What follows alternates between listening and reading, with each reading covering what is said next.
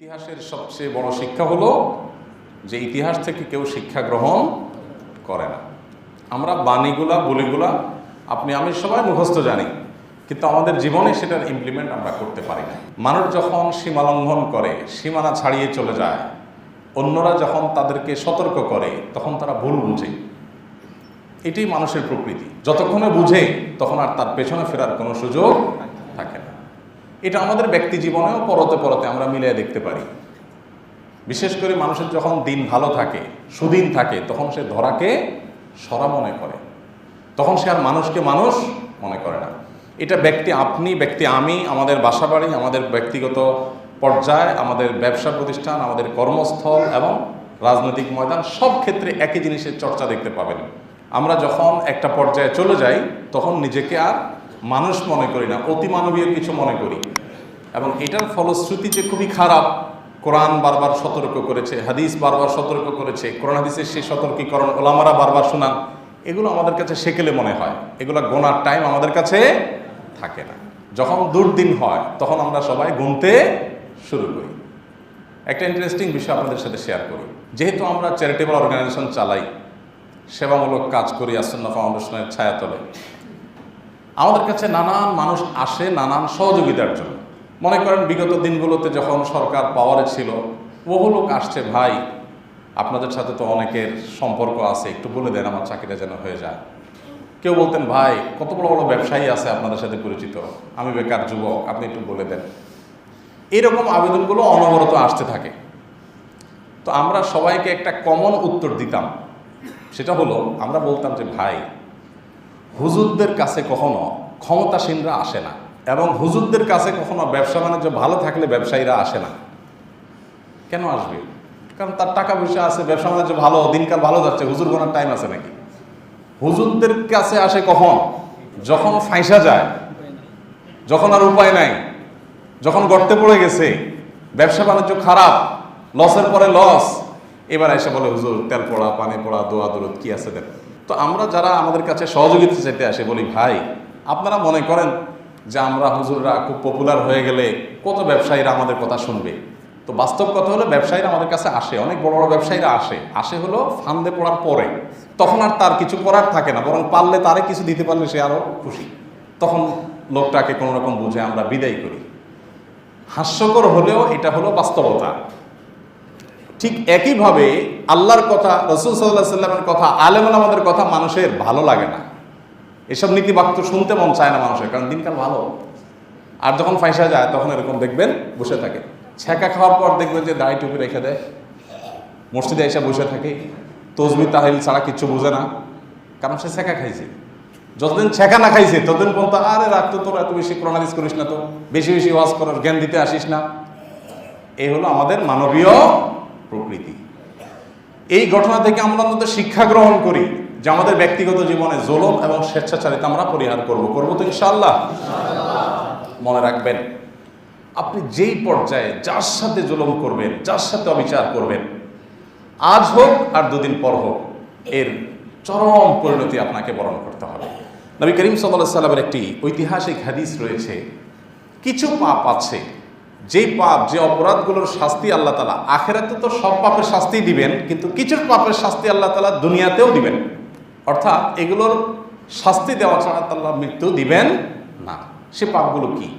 সে অপরাধগুলোর মধ্যে থেকে অনেকগুলো হাদিস এই একই শিরোনামে আছে, একই টাইটেলে আছে। তার সবগুলো হাদিসে রিপিটেডলি একটা কথা বারবার উঠে আসছে, সেটা হলো আয-যুলমু ওয়াল বাগয়ু। মানুষের প্রতি অবিচার, সীমালঙ্ঘন, অত্যাচার এমন একটা জিনিস যে আল্লাহ তাআলা অত্যাচারীকে তার অত্যাচারের ফল দুনিয়াতে ভোগ করায়া তারপর ছাড়েন। আখিরাতের শাস্তি তো আছেই। আয-যুলমু যুলুমাতুন ইয়াওমাল কিয়ামা। আমরা সবসময় একটা কথা বলি, একটা হাদিস এই মিম্বরে কতবার যে আমি বলেছি, নবী করিম সাল্লাল্লাহু আলাইহি সাল্লাম বলেছেন হাদিসে কুদসিতে, আল্লাহ বলেছেন, ইন্নী হারামতু যুলমা আলা নাফসি। হে আমার বান্দারা, আল্লাহ বলছেন যে আমি নিজের প্রতি, অর্থাৎ আল্লাহ তার নিজের প্রতি নিজে কারোর প্রতি জুলুম করাকে হারাম করে দিয়েছেন। যে আল্লাহ চাইলে সব কিছু করতে পারেন, কিন্তু আল্লাহ জুলুম করবেন না। আল্লাহ চাইলে যা খুশি তা করতে পারেন, কিন্তু কারোর প্রতি আল্লাহ অবিচার করবেন। ফালা তাজালামু, অতএব খবরদার কেউ তোমরা একে অন্যের প্রতি জুলুম করবে না। এতদিন যাদের শক্তি ছিল তারা জুলুম করেছে, এখন আপনার শক্তি আসছে, এখন আপনি জুলুম করবেন। এ হলো আমাদের চরিত্র। আল্লাহ সুবহানাহু ওয়া তাআলা কোরআনে কারিমে বিভিন্ন জায়গায় জুলুমের ব্যাপারে আমাদেরকে সাবধান করেছেন, সতর্ক করেছেন। যারা জুলুম করে, যখন করে তখন সে দরাকে সরা মনে করে, কিন্তু আল্লাহ সুবহানাহু ওয়া তাআলা জুলুমের শাস্তি দুনিয়াতে দেন। জুলুমের শাস্তি দুনিয়াতে, পৃথিবীর ইতিহাসে সর্বপ্রথম জুলুম, সর্বপ্রথম অবিচার পৃথিবীতে যে করেছে তার নাম কি? আদম আলাইহিস সালামের ছেলে কাবিল। কাবিল জুলুম করেছে কার প্রতি? তার ভাই হাবিলের প্রতি। তাকে হত্যা করেছে অন্যায়ভাবে। এই যে অন্যায়ভাবে হত্যা করেছে, পৃথিবীর ইতিহাসে প্রথম জুলুম হয়েছে, মানুষদের মধ্যে প্রথম জুলুমের ঘটনা ঘটেছে। আল্লাহ রাব্বুল আলামিন কাবিলের মুখোশকে উন্মোচন করে দিয়েছে। কাবিলের হত্যাকাণ্ডের ঘটনা কত হাজার বছর আগে সেটা আমরা কেউ জানি না।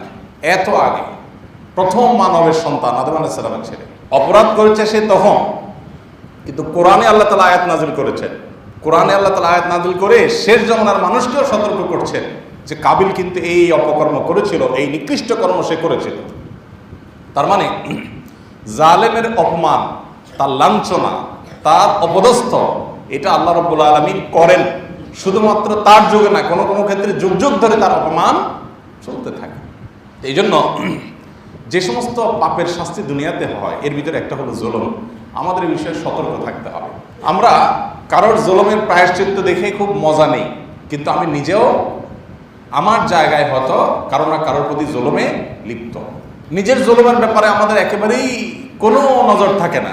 বিশেষ করে বাংলাদেশে মানুষের মধ্যে যে হুজুগে ভাব একটু বেশি, আমরা আরেকজনের পরিণতি দেখে খুব হাতে তালি দেই, কিন্তু নিজের পরিণতিও যে একই রকম হতে পারে নিজের কৃতকর্মের কারণে, সেটা আমরা বেমালুম ভুলে থাকি। পৃথিবীর ইতিহাসে প্রথম জালেম কাবিল, সে জুলুম করে তার প্রায়শ্চিত্ত তাকে পেতে হয়েছে, পার পায় নাই। এরপর পৃথিবীর ইতিহাসের বড় বড় নাম করা যে সমস্ত জালেমরা, যাদের জুলুমের জন্য তাদের কুখ্যাতি ছিল, তাদের একটা একটা করে যদি আপনি দেখেন, সবাইকে দেখবেন আল্লাহ তাআলা চরম শাস্তি দিয়েছেন, অপদস্থ করেছেন।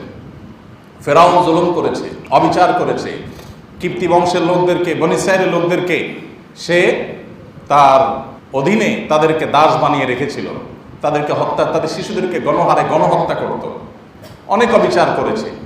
এবং দীর্ঘকাল আল্লাহ তাআলা তাকে শাসনের সুযোগ দিয়েছেন, দীর্ঘকাল সে ক্ষমতায় ছিল, নিজেকে সে আল্লাহ দাবি করে বসলো। আল্লাহ তাআলা তাকে শুধুমাত্র নদে ডুবিয়ে শেষই করেন নাই।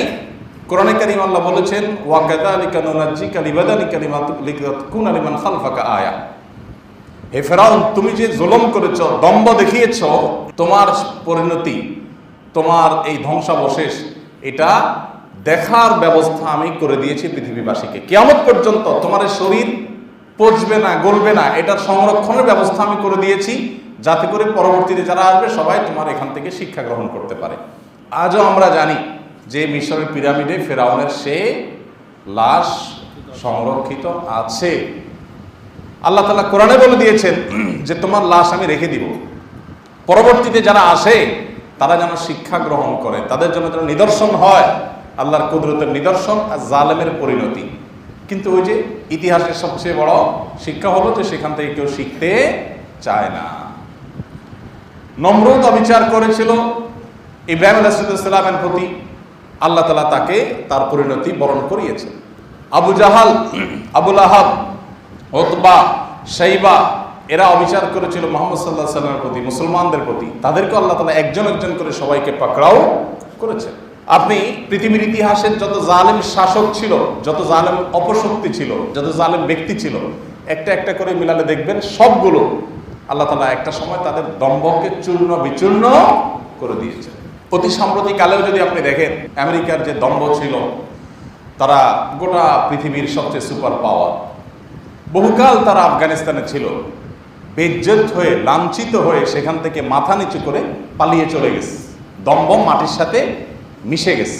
আমাদের হাতের সামনে বহু দৃষ্টান্ত আছে, কিন্তু মুশকিল হলো আমরা নিজেরাই সেখান থেকে শিক্ষা গ্রহণ করতে চাই না। অতএব ভাইরা, আসল জুলুমকে আমরা সর্বস্তরে না বলি, সব ধরনের জুলুমকে আমরা না বলতে শিখি। আল্লাহ তাআলা আমাদের সেই তৌফিক দান করুন। যে যেখানেই আছি আমরা মাথায় রাখবো যে কখনো আমরা অন্যের কোনো হক যেন আমার দ্বারা নষ্ট না হয়।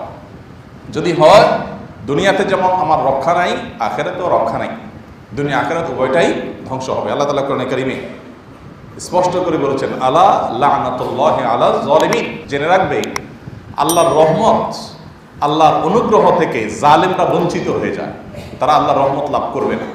আল্লাহ রাব্বুল আলামিনের রহমত থেকে যদি কেউ মাহরুম হয়, আল্লাহর রহমত যদি প্রাপ্ত না হয়, তাহলে তার ধ্বংস অনিবার্য। আপনারা দেখবেন বিভিন্ন হাদিসে কিয়ামতের ময়দানে আল্লাহ রাব্বুল আলামিনের অনুগ্রহ নানাভাবে মানুষের প্রতি হবে, সেটা বর্ণনা হাদিসে রয়েছে। এক একজনকে আল্লাহ তাআলা এক একটা ছুতো দিয়ে পার করে দিবেন। অনেক পাপ করেছে জীবন, ছোট্ট একটা অজুহাতে, ছোট্ট একটা তার ছোট কোনো ভালো কাজ হয়েছে, এটার উসিলা আল্লাহ তাকে মাফ করে দিয়েছেন। এরকম বহু রহমত আল্লাহ তাআলা করবেন। আপনারা সেই হাদিসে শুনেছেন যে একজন ব্যভিচারী নারী সারা জীবন পেটের দায়ে ব্যভিচার করত। একটা কুকুরকে নিজের ওড়না ভিজিয়ে পানি পান করিয়েছেন, পিপাসার্ত কুকুরের কষ্ট দূর করেছেন, আল্লাহ রাব্বুল আলামিন তাকে মাফ করে দিয়েছেন। মূলত সে তার পাপের জন্য এতটুকু ভালো কাজ করে তার মাপ পাওয়ার উপযুক্ত সে না, কিন্তু আল্লাহ তাআলা আপন অনুগ্রহে তাকে মাফ করে দিয়েছেন। এরকম বহু অনুগ্রহ আল্লাহ করবেন। আল্লাহর অনুগ্রহ ছাড়া আমরা কেউই জান্নাতে যেতে কেউই পারবো না। কারণ আমাদের যদি কর্মকাণ্ডগুলোকে পর্যবেক্ষণ করা হয় এবং আল্লাহ সুবহানাহু ওয়া তাআলার যে টেকনোলজি, যদিও সেটাকে টেকনোলজি বলা যায় না, বোঝার জন্য বলা, আল্লাহর যে হাই টেকনোলজি, সেটা দিয়ে আমাদের সমস্ত কর্মকাণ্ডগুলোকে মনিটর করার পর আমরা নিজেরাই দেখতে পারবো কত জায়গায় লাল দাগ দেওয়া, আমার নামাজে লাল দাগ দেওয়া, আমার কথার মধ্যে লাল দাগ দেওয়া, আমার ওয়াজ নসিহতে লাল দাগ দেওয়া, 1 ঘন্টা ওয়াজ করতে গিয়ে 10টা আমার অ্যাটিটিউডে ভুল ছিল, শব্দচয়নের ত্রুটি ছিল, বোঝানোতে ভুল ছিল, রেফারেন্সে ভুল ছিল, আমার ভালো কাজেও বহু ত্রুটি আছে, মন্দ কাজ তো বহুই আছে। আল্লাহ যদি একটা একটা করে সবগুলোর বিচার করেন, তাহলে জান্নাতে যাওয়ার কোনো পথ আসলে খোলা। তাহলে জান্নাতে যেতে হলে আমার আপন চেষ্টা শতবার থাকার পরও আল্লাহর অনুগ্রহের মুখাপেক্ষী আমাকে হতে। কিন্তু যারা জুলুম করবে মানুষের প্রতি, আল্লাহ বলেছেন আলা লা'নাতুল্লাহি আলা যালিমিন, আল্লাহর রহমত থেকে তারা বঞ্চিত থাকবে, আল্লাহ তাদের অনুগ্রহ করবেন না যারা মানুষের প্রতি অবিচার করবে। অতএব ভাইরা আমার, আমাদের বাসার গৃহ পরিচারিকা, আমাদের অধীনস্থ কাজের লোকজন, আমাদের দারোয়ান, আমাদের কাজের লোক, আমাদের ছোট ছোট কর্মচারী, আমাদের অধীনে কাজ করা কর্মকর্তা, আমাদের কাস্টমার, আমাদের পরিচিত লোকজন, আমাদের অপরিচিত লোকজন, মুসলমান তো বটে, অন্য ধর্মাবলম্বী মানুষ তো বটে, অন্যান্য পশু পাখি, কারোর প্রতি অবিচার মুসলমানের জন্য কোনো অবস্থাতে মানায় না। কিন্তু দুঃখজনক হলেও সত্য যে আমরা নামাজের গুরুত্ব যতটা বুঝেছি, দাড়ি টুপির গুরুত্ব যতটা বুঝেছি, আমরা রোজার গুরুত্ব যতটা বুঝেছি, আমরা জুলুম ত্যাগের এই ব্যাপারটির গুরুত্ব ততটা বুঝতে পারিনি। অতএব চলমান ঘটনাগুলো থেকে শিক্ষা গ্রহণ করে আমাদেরকে নিজেদের সংশোধন করতে হবে এবং শিক্ষা নিতে হবে। আগামীকাল কি হবে সেটা আজকেও আমি বলতে পারি না। জালিমকে আল্লাহ তাআলা পাকড়াও করবেন এবং নিশ্চিতভাবে যদি সে বিশ্বাস করত, তাহলে সে আগে থেকে জুলুম থেকে বিরত থাকত। আল্লাহ রাব্বুল আলামিন আমাদের সবাইকে এ থেকে শিক্ষা গ্রহণ করার তৌফিক দান করুন। জুলুমের যে সমস্ত পরিণতি, সেগুলো অনেক, আমি সেদিকে যাব না। একটা পরিণতির কথা শুধু বলতে চাই, তা হলো জালিমকে আল্লাহ লাঞ্ছিত করেন। জুলুম আপনি যেভাবেই করেন, আর যেন অর্থ আত্মসাৎ করে জুলুম করেন, টর্চার করে জুলুম করেন, অবিচার করে জুলুম করেন, লাঞ্ছনা আপনাকে পেতেই হবে। আপনি হয়তো এখন পার পেয়ে যাচ্ছেন 2 বছর পর, 10 বছর পর, 20 বছর পর। মনে রাখবেন, যার প্রতি আপনি জুলুম করেছেন হয়তো সেও ভুলে গেছে, তারও মনে নাই যে কখন আপনি জুলুম করেছেন।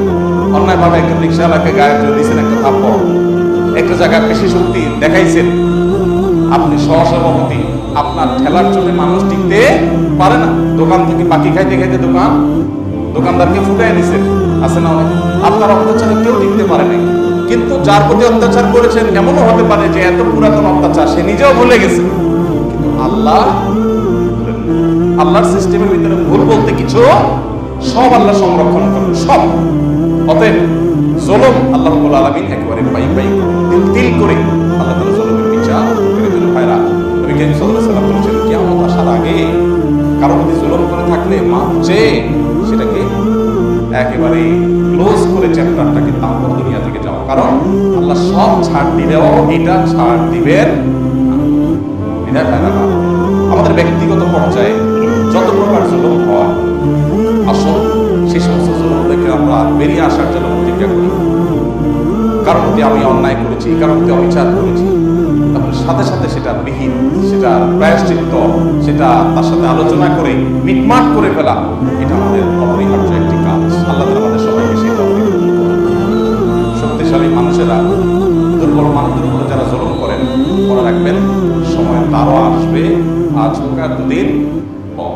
আল্লাহ তাআলা আমাদের সবাইকে জুলুম মুক্ত জীবন গড়বার তৌফিক দান করুন। ইনসাফে পরিপূর্ণ জীবন আল্লাহ তাআলা আমাদের সবাইকে গড়ার তৌফিক দান করুন। এই জন্য আমাদের সবাইকে সচেতন হতে হবে, সতর্ক হতে হবে, শিক্ষা গ্রহণ করতে হবে। আরেকটি বিষয় যেটা বলতে চাই তা হলো, কেউ যদি আপনার প্রতি কোনো অবিচার করেন, জুলুম করেন, কোরআন আপনাকে রাইট দিয়েছে আপনি তার প্রতিকার করতে পারেন। আপনিও পাল্টা সে যতটুকু জুলুম করেছে তার প্রতিশোধ নিতে পারেন। কতটুকু পারবেন? যতটুকু সে আপনাকে জুলুম করেছে ঠিক মেপে মেপে ততটুকু। তার চাইতে যদি আপনি বেশি করে ফেলেন তাহলে সেটার নাম হবে আরেকটা জুলুম। যেহেতু এভাবে পরিমাপ করা কঠিন, একজন আপনাকে একটা ঘুষি দিয়েছে অন্যায়ভাবে, আপনি দুর্বল ছিলেন, চান্স পান নাই, আপনি অনেকদিন পরে চান্সটা পাইছেন, এবার ধরে এনে আপনি দিলেন পাল্টা তাকে ঘুষি। এখন আগের ঘুষিটা যতটা ওজনের ছিল, ওইটার যতটা ওয়েট ছিল, আপনারটার ওয়েটটা একটু বেশি হয়ে গেছে। সাধারণত প্রতিশোধ পরায়ণতা থেকে মানুষ যখন কিছু করে তখন সেটা অ্যাকশনের চাইতে রিয়াকশনটা একটু বেশিই হয়। তাহলে মনে রাখবেন কিয়ামতের ময়দানে আবার আপনি জালিমের কাতারে দাঁড়িয়ে যেতে হবে আপনাকে। এই জন্য আল্লাহ বলেছেন, ফাইন আকাবতুম ফাআকিবু বিমিথলি মা উকিবতুম বিহি ওয়া লা ইন সাবারতুম লাহু খায়রুল লিস-সাবিরিন। যদি তোমার কারোর জুলুমের বিহিত করতে গিয়ে, প্রতিকার চাইতে গিয়ে, করতে গিয়ে তুমি যদি তাকে কষ্ট দিয়েছে তোমাকে, তুমিও তাকে যদি কষ্ট দিয়ে তোমার অধিকার আদায় করতে চাও, তাহলে যতটুকু সে করেছে তুমি ততটুকু করতে পারবে। যেহেতু এই কাজটা খুব কঠিন, এত মেপে মেপে দেওয়া তো যায় না, এই জন্য আল্লাহ বলেছেন ওয়ালা ইন সাবারতুম, আর যদি তোমরা সবর করো যে ঠিক আছে সে করছে, আমি তাকে হয় মাফ করে দিই বা আল্লাহর উপর ন্যস্ত করি, আমি তার এই প্রতিশোধের দায় নিতে যাব না, যেহেতু এখানে কম বেশি হয়ে গেলে আমি আবার ধরা খেতে যাব, সো আমি ধৈর্য ধারণ করলাম। যদি এটা করতে পারো, আল্লাহ বলেছেন লাহু খায়রুল লিস-সাবিরিন, এটা তোমার জন্য সবচেয়ে উত্তম, সবচেয়ে বেস্ট, যে তুমি এটা করতে পারো যে আমি প্রতিশোধ পরায়ণ হলাম না। মানুষ সৃষ্টিগতভাবে আমাদের মধ্যে প্রতিশোধ পরায়ণতা আছে। কিছু মানুষ আছে তাদের মধ্যে প্রতিশোধ পরায়ণতা একটু বেশি। এই প্রতিশোধ নিতে গিয়ে যখন সীমা ছাড়িয়ে চলে যায় তখন তাকে আবার জালেমের কাতারে আসতে হবে। এই জন্য ভাইরা, আজকের আমাদের দ্বিতীয় বার্তা হলো, আসুন প্রতিশোধ পরায়ণতা, হিংস্রতা এবং ক্ষোভ, জেদ এগুলোকে আমরা সংবরণ করতে শিখি, তবে আমরা ইনশাআল্লাহ আল্লাহর কাছে প্রিয় পাত্র হতে পারবো। ক্ষমা এমন একটা আমল, কোরআনে কারিমে আল্লাহ রাব্বুল আলামিন মুত্তাকিদের বৈশিষ্ট্য উল্লেখ করতে গিয়ে বলেছেন ওয়াল আফিনা আনিন নাস, যারা মানুষকে ক্ষমা করতে জানে, আল্লাহর জন্য ক্ষমা করে দেয়, আল্লাহ রাব্বুল আলামিন তারা তাদেরকে মুত্তাকি হিসাবে গণ্য করেছেন। তারাই হলো আল্লাহ বিরু, তারাই হলো প্রকৃত অর্থে ভালো মানুষ। এবং মুত্তাকি যারা আল্লাহর ওয়াস্তে মানুষকে ক্ষমা করে দেয়, আল্লাহ তাআলা নিজেও তাদেরকে ক্ষমা করে দেন। ঐতিহাসিক একটি ঘটনা অনেকে হয়তো বারবার শুনে থাকবেন। আল্লাহর এক প্রিয় বান্দা, তার একজন অধীনস্থ একটা ভুল বারবার করছিল, তো একাধিকবার তাকে মাফ করার পর যখন একবার পাকড়াও করেছেন যে এবার তোমার একটা শাস্তি হতেই হবে, তুমি একই ভুল কেন এতবার করেছো, বারবার তোমাকে বলা লাগছে, তখন সে এই লোকটি বলল যে দেখুন, আল্লাহর কাছে আপনি একই অপরাধের মাফ কয়বার চান? একই অপরাধ করে, একই ভুল করে, একই পাপ করে আল্লাহর কাছে একবার মাপ চেয়ে পরের বার বলেন না মাপ যে কয়বার চাবো, থাক তাহলে আমি মাপ না চাই, এরকম করেন কিনা?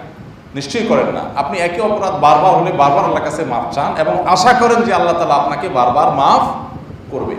তো আল্লাহর কাছে যদি বারবার ক্ষমার আশা করেন, তো আপনি আল্লাহর বান্দাকে বারবার ক্ষমা করতে কেন কার্পণ্য করছেন? ভাইরা আমার, অতএব মানুষকে ক্ষমা করতে পারা এটা অনেক বড় একটা গুণ, এটার জন্য বড় একটা কলিজা লাগে।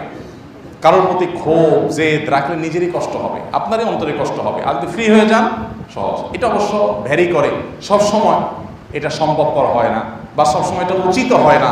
কোনো কোনো অপরাধের শাস্তি তার নিশ্চিত করতে হয়, না হলে সে অন্যদের প্রতি অবিচার করে, জুলুম করে, সেটা অবস্থার উপর নির্ভর করবে। তবে সাধারণ অবস্থাতে জুলুম যদি শুধু ব্যক্তি পর্যায়ে থাকে, তাহলে সেটাকে যদি মানুষ ক্ষমা করতে পারে, সেটা হয় আল্লাহর কাছে সবচাইতে উত্তম এবং সবচাইতে ভালো। অতএব প্রতিশোধ স্পৃহা এটা ত্যাগ করে আমাদেরকে ক্ষমার মানসিকতা লালন করতে হবে। দেখুন, নবী করিম সাল্লাল্লাহু আলাইহি সাল্লাম যখন মক্কা বিজয় করলেন, মক্কা যখন পুনরায় তিনি দখল করলেন, তার নিজের মাতৃভূমি যখন তিনি বুঝে পেলেন, তাকে যখন অন্যায়ভাবে তার মাতৃভূমি থেকে বের করে দেওয়া হলো, তিনি যখন মাতৃভূমিকে স্বাধীন করলেন, তিনি কিন্তু কোনো প্রতিশোধ নেন নাই। পৃথিবীর ইতিহাসে এরকম আরেকটি ঘটনা পাওয়া কঠিন। মক্কার ইতিহাস, নবী করিম সাল্লাল্লাহু আলাইহি সাল্লামের সাথে কি করা হয়েছিল, সাহাবীদের সাথে কি আচরণ করা হয়েছিল, সেগুলো আমরা কে না জানি। নবী করিম সাল্লাল্লাহু আলাইহি সাল্লাম যেখানে তাকে গালমন্দ করাটা এত বড় অপরাধ যে ক্ষমার যোগ্য, এবং ইসলামী শরিয়ার দণ্ডবিধিতে নবী সাল্লাল্লাহু আলাইহি সাল্লামকে কেউ মুখ দিয়া কটু কথা বললে তার সর্বোচ্চ শাস্তি মৃত্যুদণ্ড। অনেক উলামা ইকরাম বলেছেন এটা সে তওবা করলে মাফ হবে না, আবার অনেকে বলেছেন তওবা করলে মাফ হবে। যাই হোক, তো এইরকম একটা অপরাধ, এরকম একটা গুনাহ, এরকম একটা পাপাচার, নবী সাল্লাল্লাহু আলাইহি সাল্লামের ব্যাপারে মুখে কটু কথা বলা, সেই নবীকে মক্কায় আপনারা জানেন যে তাকে শারীরিকভাবে ফিজিক্যাল টর্চার করা হয়েছে, তার মুখে থুতু মেরে দেওয়া হয়েছে। আপনার আমার না, মুহাম্মদ সাল্লাল্লাহু আলাইহি সাল্লামের। তিনি যখন সিজদায় গেছেন, ওটের নাড়ি বুড়ি ময়লা নোংরা এগুলো এনে তার পিঠের উপরে চাপা দিয়ে রাখা হয়েছে। কতভাবে তাকে টর্চার করা হয়েছে। বেলাল রাদিয়াল্লাহু তাআলা আনহুকে উত্তপ্ত পাথরে, মরুভূমিতে সৌদিতে যারা গিয়েছেন, মিডল ইস্টে যারা গিয়েছেন তারা জানেন সেখানকার গরমের অবস্থা কি। এখন তো সেখানে কিছু সবুজ আছে, তখন এই সবুজ ছিল না, তখন গরম কেমন ছিল। সেই গরমে উত্তপ্ত পাথর আর জ্বলন্ত আগুনের ভিতরে কোনো পার্থক্য নাই, এত গরম থাকে। এই উত্তপ্ত পাথরের উপরে তাকে শুইয়ে রেখে নিচে গরম পাথর, উপরে আরেকটা গরম পাথর দিয়ে চাপা দিয়ে এমনভাবে রাখা হতো যে শরীর থেকে চামড়া গলে রক্ত বের হয়ে সেই পানি পড়ে পাথর ঠান্ডা হয়ে যেত, তিনি সেন্সলেস হয়ে যেতেন। আমরা এখন আজকাল আয়নাঘরের কথা শুনি, এটা তখনকার আয়নাঘর ছিল। যারা এই সমস্ত অবিচার করেছে, জুলুম করেছে, আল্লাহ তাদের সবাইকে নির্মম পরিণতি বরণ করতে বাধ্য করেছে। এক একজন সাহাবী, সুমাইয়া রাদিয়াল্লাহু তাআলা আনহা একজন নারী, কি নির্মম ভাবে বর্ষার আঘাতে তাকে হত্যা করা হয়, শাহাদাত বরণ করতে হয়। তার ছেলেরও করুণ পরিণতি বরণ করতে হয়, পুরো পরিবারকে করুণ পরিণতি বরণ করতে হয়। এতগুলো ঘটনা, এবং প্রত্যেকটা মুসলমানের প্রতি অবিচার, মুসলমানদের বাধ্য করা হয় যে না, এই দেশ তোমরা থাকতেই পারবো না, এই দেশটা তোমাদের না। কথায় কথায় এই দেশটা তোমাদের না, বের হও তোমরা। নবী সাল্লাল্লাহু আলাইহি সাল্লাম সাহাবীদের নিয়ে ধীরে ধীরে একরকম পালিয়ে আত্মগোপন করে নিজের মাতৃভূমি থেকে চলে যেতে বাধ্য হয়েছিল। এই পরিস্থিতির পর কি হলো, নবী সাল্লাল্লাহু আলাইহি সাল্লাম যখন মক্কা বিজয় করলেন, পরিষ্কারভাবে বলে দিলেন, লা তাসরিবা আলাইকুমুল ইয়াউম, আজ কোনো প্রতিশোধ নয়। কারোর প্রতি প্রতিশোধ পরায়ণ হলেন না, কাউকে তার কৃতকর্মের জন্য নতুন করে তার উপরে প্রতিশোধের স্পৃহা এটা চরিতার্থ করলেন না, সবাইকে ক্ষমা করলেন, সাধারণ ক্ষমা ঘোষণা করলেন, ইতিহাস সৃষ্টি করে দিয়েছে। ভাইরা আমার, আমরা সেই নবীর উম্মত, সেই মুহাম্মদ সাল্লাল্লাহু আলাইহি ওয়াসাল্লামের উম্মত, বিধায় আমাদেরকে দায়িত্বশীল আচরণ করতে হবে এবং মানুষকে ক্ষমা করতে জানতে হবে, মনটাকে বড় করতে হবে এবং সংকীর্ণ মনা হওয়া থেকে দূরে থাকতে হবে। প্রতিশোধের স্পৃহা রাখা যাবে না, ক্ষমার মানসিকতা রাখতে হবে। আল্লাহ আমাদের সবাইকে সেই তৌফিক দান করুন। আরেকটা বিষয় বলতে চাই, সেটা হলো আমাদের দেশের সম্প্রতি আপনারা শুনেছেন যে সংখ্যালঘুদের উপরে নানাভাবে আক্রমণ করা হয়েছে। এই ঘটনা সত্য, কিছু কিছু ঘটনা ঘটেছে, এটি একেবারে অসত্য নয়। খুলনার একটা ডমরিয়ার একটা হিন্দু পরিবার, তাদের আত্মীয়দের বাড়িতে আঘাত করা হয়েছে, তাদের বাড়িতে আঘাত করার প্রস্তুতি নেওয়া হচ্ছে। তারা যোগাযোগ করলো আমার সাথে, আরবির একজন মেজরের মাধ্যমে আমার সাথে যোগাযোগ করলো। আমরা সাথে সাথে কয়েকজন ভাইকে দায়িত্ব দিলাম, কয়েকটা টিম সেখানে কাজ করলো। আমাদের ফাউন্ডেশনের সেখানে যারা সেবা আছেন প্রতিনিধি, তাদেরকে বলা হলো। আলহামদুলিল্লাহ, পরবর্তীতে তারা গিয়ে তাদের পাশে দাঁড়িয়েছে এবং কোনো মতে তাদের রক্ষা করা হয়েছে। বিভিন্ন ব্যক্তিবর্গ এই দিনগুলোতে বহু লোক আমাদের কাছে ফোন করেছেন, প্রশাসনের অনেক ব্যক্তিরা ফোন করেছেন যে ভাই আপনারা কিছু একটা করেন, কিছু একটা বলেন। আমরা আমাদের ক্ষুদ্র সাধ্য অনুযায়ী চেষ্টা করেছি এবং সারা দেশের সকল ওলামা ইকরাম সোচ্চার হয়েছে। মসজিদে মসজিদে মাইকে মাইকে ঘোষণা দেওয়া হয়েছে এবং আপনারা জানেন মাদ্রাসার ছাত্ররা তারা মন্দির পাহারা দিয়েছে। চট্টগ্রামে হাটহাজারী মাদ্রাসার ছেলেরা, হাটহাজারী মাদ্রাসার ঠিক সাথেই ওয়াল ঘেঁষা একটা মন্দির আছে। মাদ্রাসা যেরকম প্রাচীন, ওই মন্দিরটা অনেক প্রাচীন। সেসব মন্দির তারা পাহারা দিয়েছে। দেশের সর্বস্তরের মানুষ আলহামদুলিল্লাহ পাহারা দিয়েছে। তো এই যে সংখ্যালঘুদের উপরে আক্রমণ, এটা তো আসলে রাজনীতির অংশ, আমরা সবাই জানি, ওপেন সিক্রেট। যখন কেউ কোনো সুবিধা নিতে চায় তখন এদেরকে মেরে পৃথিবীর মানুষের নজর তারা কাটতে চায়, দৃষ্টি আকর্ষণ করতে চায় যে দেখো এরা সংখ্যালঘুদেরকে মারছে। তো এই অপচেষ্টা আলহামদুলিল্লাহ রুখে দেওয়া হয়েছে। এটার জন্য সর্বস্তর ওলামা একরামের ক্রেডিট দিতেই হবে তাদেরকে, যে তারা সবাই সোচ্চার হয়েছেন, কথা বলেছেন। পরিচিত মুখ যে সমস্ত আলেমরা আছেন দেখবেন সবাই সংখ্যালঘুদের নিরাপত্তার ব্যাপারে কথা বলেছেন, বক্তব্য দিয়েছেন। আমরা অনবরত বলার চেষ্টা করেছি যাতে তাদের উপরে কোনো আঘাত না হয়। আলহামদুলিল্লাহ দেশের সর্বস্তরের মানুষ সজাগ ছিলেন এবং তাদের উপরে কোনো আঘাত হয়নি। কোনো আঘাত হয়নি বললে ভুল হবে, যেইভাবে আঘাত করতে চাইছে সেটা হয়নি, তবে কিছু কিছু জায়গায় তো ঘটেছে। আমি এখানে একটু বলতে চাই, এই নেগেটিভ কথার মধ্যে একটা পজিটিভ কথা, সেটা হলো সবসময় আমি বলার চেষ্টা করি আমাদের এই দেশে অন্যান্য ধর্মাবলম্বী যারা, সংখ্যালঘু শব্দটি বললে মনে হয় তাদেরকে আমরা একঘরে করছি বা তাদেরকে আমরা তাচ্ছিল্য করছি। আসলে সংখ্যায় কম এটা বোঝানো হয়, কিন্তু এই কথা বললে যদি তাদের প্রতি আমাদের তাচ্ছিল্যের কোনো ভাব আসতে পারে বলে মনে হয়, আমরা এটা না বললাম। অন্য ধর্মাবলম্বী যারা আছে, হিন্দু, খ্রিস্টান, বৌদ্ধ, এই মানুষগুলো তাদের প্রতি যত এই সমাজে যতটা টুকটাক বিচ্ছিন্ন ঘটনা ঘটে অবিচারে, আমাদের আশেপাশের দেশগুলো যদি আমরা দেখব সেগুলোর তুলনায় মুসলমানরা বার্মাতে, মুসলমানরা ইন্ডিয়াতে যতটা নির্যাতিত, সেই তুলনায় আমাদের এই এলাকাতে সকল ধর্মের অন্য ছোট ছোট ধর্মগুলোর বা সংখ্যায় কম যে সমস্ত মানুষগুলো আছে অন্যান্য ধর্মাবলম্বী, তারা আমাদের এখানে তাদের তুলনায় আলহামদুলিল্লাহ শতগুণ ভালো আছে। আমরা দাঙ্গা, ধর্মীয় দাঙ্গা, যেটা ধর্মের মানুষের মধ্যে দাঙ্গা, যেটা আমরা ঐতিহাসিক অনেকগুলো ঘটনা জানি। ইন্দোনেশিয়াতে মুসলমান খ্রিস্টান দাঙ্গা, শত শত হাজার মানুষ হতাহত হয়েছে, রক্তের বন্যা বয়ে গেছে। ভারতে গুজরাটে, সেখানে দাঙ্গা বললে ভুল হবে, সেখানে মুসলমানদের কচুকাটা করা হয়েছে। বার্মাতে কি হয়েছে তার সাক্ষী তো রোহিঙ্গারা। তো অন্যান্য ধর্মাবলম্বীর প্রতি অবিচারের যে দৃষ্টান্ত, খারাপ দৃষ্টান্ত আশেপাশের দেশগুলোতে আছে। চায়নাতে উইগুরের মুসলমানদের কি অবস্থা আমরা জানি, বার্মাতে রোহিঙ্গাদের কি অবস্থা হয়েছে আমরা জানি, গুজরাটে মুসলমানদের কি কচুকাটা হয়েছে, এখনো কদিন পর পর কাশ্মীরে কি হয়েছে, অন্য জায়গায় কি হয় আমরা জানি। সেই তুলনায় আমাদের দেশে অন্যান্য ধর্মাবলম্বীরা তাদের চাইতে শতগুণ ভালো আছে আলহামদুলিল্লাহ। সেসব লোকেরা যখন আমাদেরকে সবক শুনাইতে আসে আমার খুব খারাপ লাগে, আমার খুব কষ্ট হয় যে চাল নিয়ে আসছে সুইকে বলার জন্য, যদি সুই তুমি মানুষ হয়ে যাও। তোমার ওখানে সংখ্যালঘুদের প্রতি কি অবিচার করা হয় সেটা তুমি জানো, গোটা বিশ্ব জানে, তোমরা আমাদেরকে নসিহত করতে আসো। এরপরও বলি, আমাদেরকে আত্মতুষ্টিতে ভুগলে হবে না, আমাদের আরো দায়িত্বশীল হতে হবে যে অন্য ধর্মাবলম্বীরা তারা কেউ যাতে আমাদের দ্বারা কোনোভাবে অবিচারের মুখোমুখি না হয়, তারা যাতে আমাদের কোনো টর্চারের মুখোমুখি না হয়। আল্লাহ আমাদের সবাইকে দায়িত্বশীল আচরণ করার তৌফিক দান করুন। আমরা সবাই আপন জায়গা থেকে চেষ্টা করব, খেয়াল রাখবো যাতে কেউ কোনোভাবে এটা করতে না পারে। শহরে এগুলো খুব বেশি একটা হয় না, গ্রামাঞ্চলে অনেকে হয়। তো আমাদের প্রত্যেকেরই তো কোনো না কোনো গ্রামের সাথে লিঙ্ক আছে। আমরা অনুগ্রহ করে যার যার গ্রামে দায়িত্বশীলদেরকে বলে দিব যে খবরদার মুসলমানদের দুর্নাম যেন আর না হয়, অন্য ধর্মাবলম্বীদেরকে অন্যায়ভাবে তাদের উপাসনালয়, তাদের ঘরবাড়ি, তাদের স্থাপনাগুলোতে কেউ যাতে ফুলের টোকাও দিতে না পারে।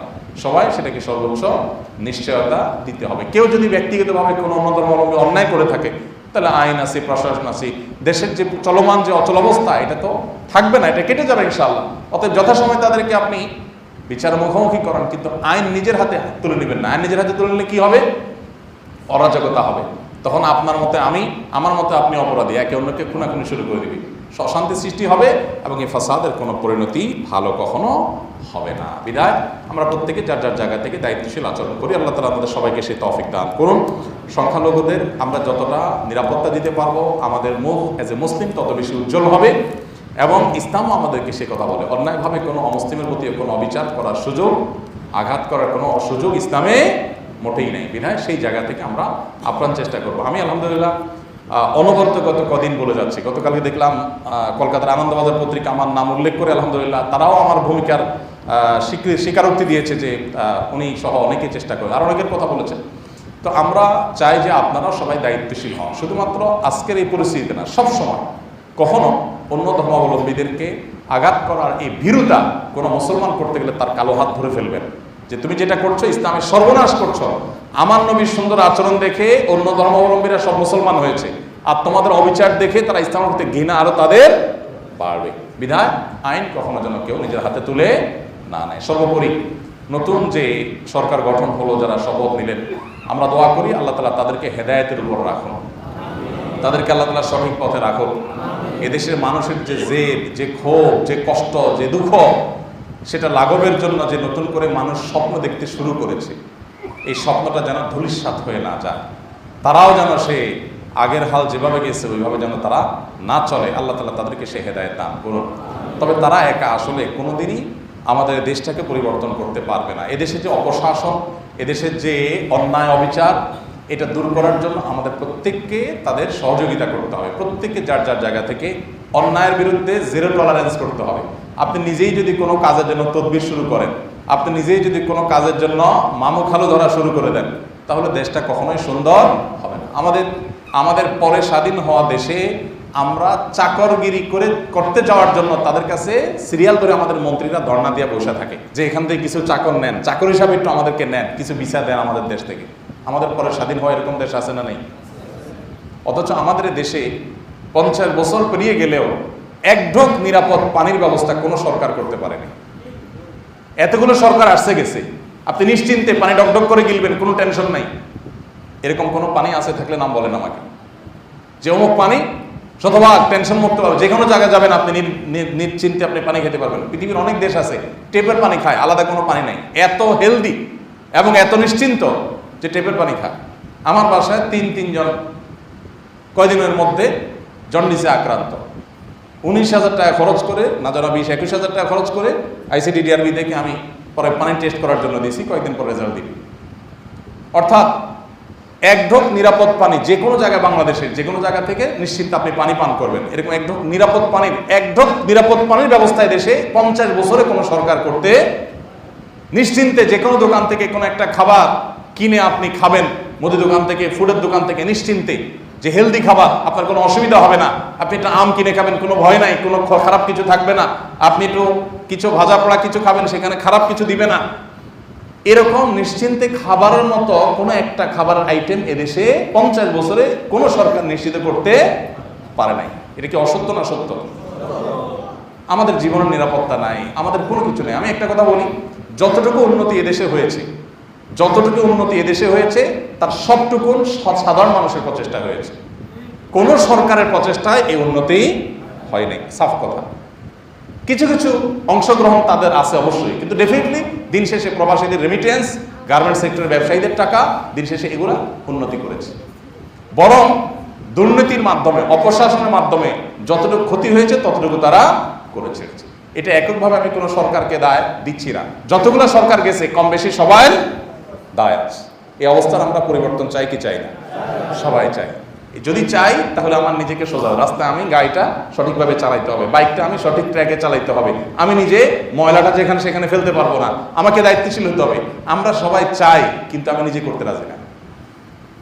আমরা চাই যে আমাদের কিছু ইয়াং ছেলে ফেলে তারা এখন আসছে, তারা কোনো একটা মন্ত্র বলে ফুদেক আর আমার দেশটা সিঙ্গাপুর হয়ে যাক।